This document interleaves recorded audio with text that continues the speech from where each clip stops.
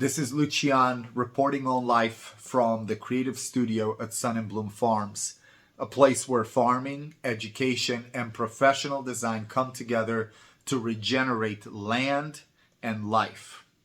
And throughout the years, there have been three amazing things that I discovered about this kind of work. And I was reminded about them this year. One thing is this, that personal values are important in projects such as the things that we do here at Sun and Bloom Farms and the type of projects we're helping other people create out there for them.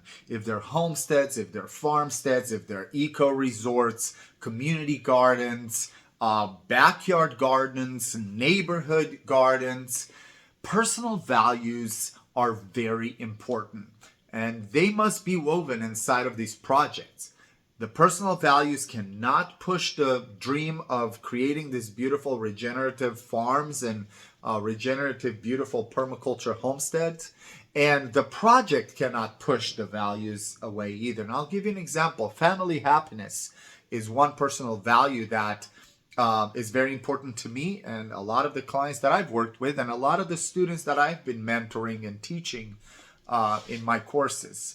So sometimes what can happen in certain cases, you'll have in couples, one person that's super passionate about making this beautiful, amazing, dreaming homestead happen, but the other person is not very excited about the gardening part of it, the workshop part of it, the canning part of it, and it could create some friction. So that's why, as a designer myself and people that are doing that kind of work out there, we need to work to bring those personal values together and work on them to make sure that a project works with the personal values. And there's so many other examples of personal values that need to be woven inside of a project. So that's one thing. Another thing that I've learned that is very important to mention is that financial capital, money, is not the only thing that is necessary and that makes regenerative homestead farms, eco-resorts, school gardens, and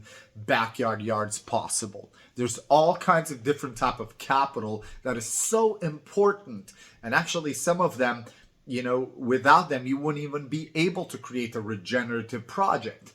And those type of capitals would be like social capital, which is like relationships and, connections with people, people that you can tap into, the networks you can tap into to make projects happen. So that's number two. Number three is starting with clarity is huge, huge. I've met a lot of people that are calling me inside of their project 5, 6, even 10 years later, where they're so lost, they're so disappointed, and they feel so trapped and they need some help to kind of like revise the plan and everything.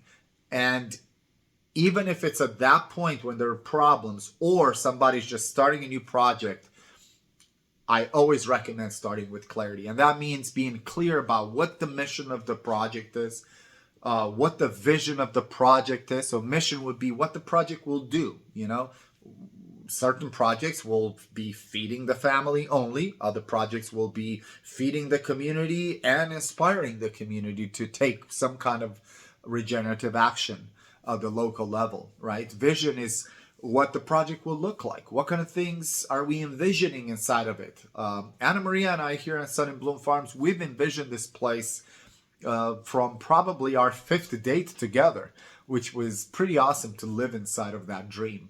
A lot of the pieces are here and a lot of more other pieces we're building. Another thing that's important is goals, and we really like to define SMART goals, which mean that they are specific, they are measurables, they are achievable, they are relevant, and they are time bound. And those are important. And sometimes we can take the pieces of the vision, like I envision having ponds and ducks and cows and barns and goats and flowers and orchards, and we put those in a way kind of like in phases of implementation. When do we want them to happen and how? And those things are really important to start with that clarity so we're not lost inside of a project. With that said, I'm done with my life reporting.